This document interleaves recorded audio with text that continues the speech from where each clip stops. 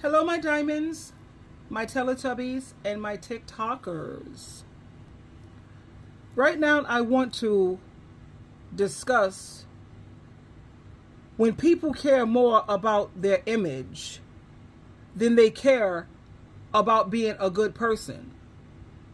Now, when people say that they care about their image, what they mean is that person is concerned about how other people see them and what other people think of them.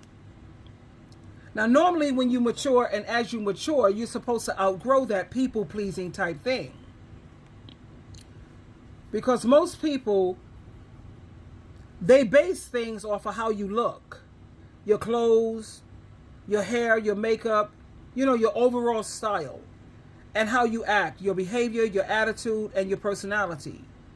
They also watch what you say, your words, your opinions, and your values.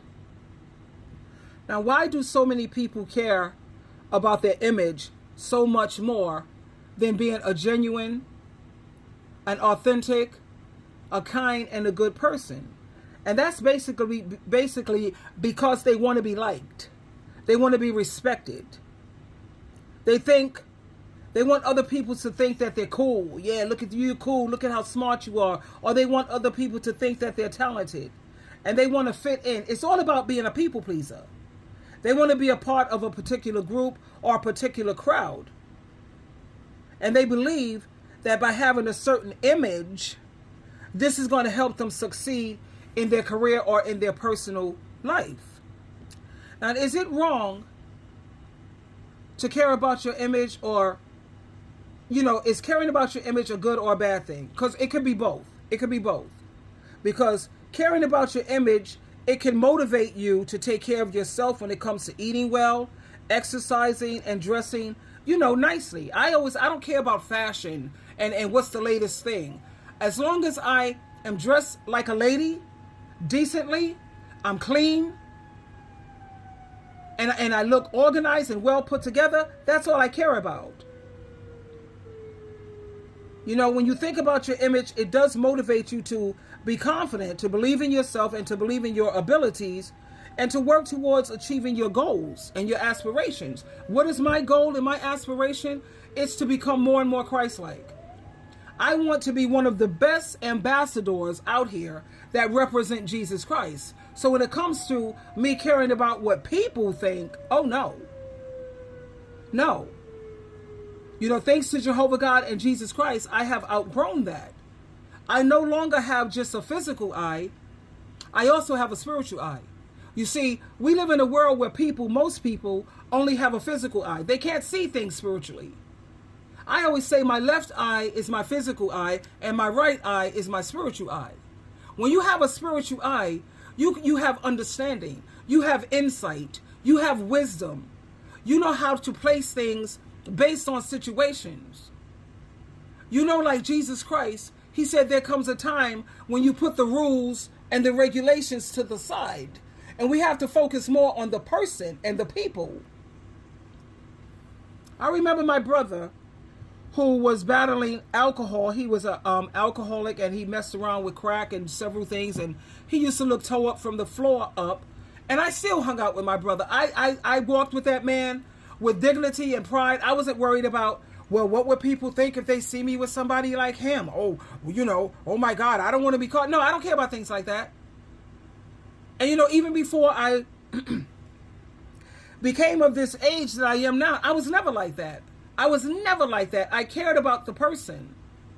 And I'm not going to say I want to hang out with somebody whose brain is all fried up and they don't take any pride in how they carry, how they appear.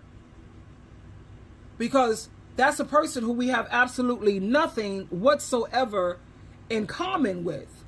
At the same time, I'm not going to sit around here and say I don't want to be caught dead with that type of person because what are the people going to think? That is so disgusting to me. And I know at least two people who they care more about their image, the way people think of them. I want to be seen in a certain way. And those people I find so, and I know Jesus sees things the way I do in Jehovah too. I'm sure Jehovah God and Jesus Christ find those people to be so disgusting. Now, the bad part about caring too much about your image, it shows that you have a lot of insecurity. You feel anxious or you're stressed about what other people think of you. When are you going to grow out of that? You have a lot of fake behavior. You pretend to be someone you're not just so you can impress other people. And does that lead to happiness? No. You focus so much on how other people see you rather than being true to yourself. Rather than being good, authentic, genuine, and then you wonder why people don't really particularly care too much for you. Because you're fake. I got that from my mother. My mother hated fake people. She couldn't stomach phony people. That's one thing about my mom. And I have that same trait. I can't stand fake, phony people, underhanded people, people who have snakish behavior. And people who are so, two-faced. They're so busy, they say one thing when they're with you, to side with you, and then when they go on the other side, it's a whole different story how they side with the other person because they're not genuine. They're fake.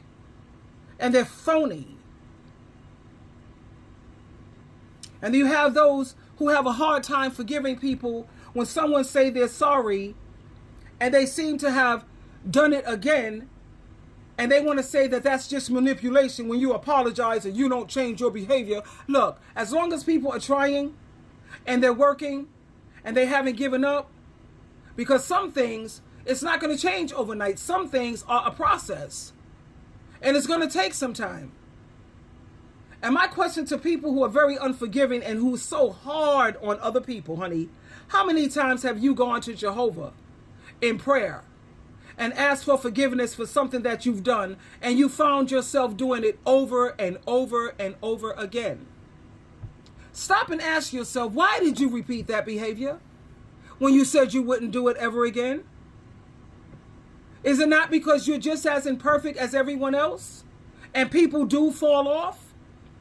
See, I'm ready to cut you off when I see that, one, you can't take accountability. You want to admit that you're wrong. See, and then I'm going to have to back up from you. But when you admit that you're wrong, and you tell me, and I can see that you're trying, and you're working hard, you don't have no support group that's helping you. You're out there fighting by yourself, trying to get on the right path. But it's hard out here fighting by yourself. So when I see someone is willing, and I can tell the difference between a fake and phony person who's diligently trying and someone who's just being manipulative and underhanded. But the same way you want God to exercise grace and mercy towards you, you need to have that same grace and mercy towards other people. Like I said, everyone don't have a spiritual eye. They don't have insight. They can't see. They lack understanding. You see, they have a fraction, like pieces of understanding, but they don't have a full understanding. That's why I like to associate with people who are a part of fellowship groups, because they've been through so much. They have hands-on experience. They know how hard it is to try to get things right. And they work hard, and they're less judgmental. They don't sit on their high horse, criticizing, condemning. And have you ever noticed the same people that's criticizing you, condemning you, very unforgiving? Those are the same people that have done nothing consistently. Now let's use that word consistently to try to help you at all. But they have no problem condemning you. So I just wanted to make a quick video regarding this people who care so much about their their image, the way people are going to see me. Child, I care about the way Jehovah sees me. Father, am I looking good in your eyes? Are you proud of me, Jesus Christ? And my mom, who made her transition, is my mother looking down saying, job well done, daughter. I'm so proud of you. Those are the three people I care about. My image, Jehovah, Jesus, my mother, and myself. I rest my case. Twinkle, twinkle, twinkle.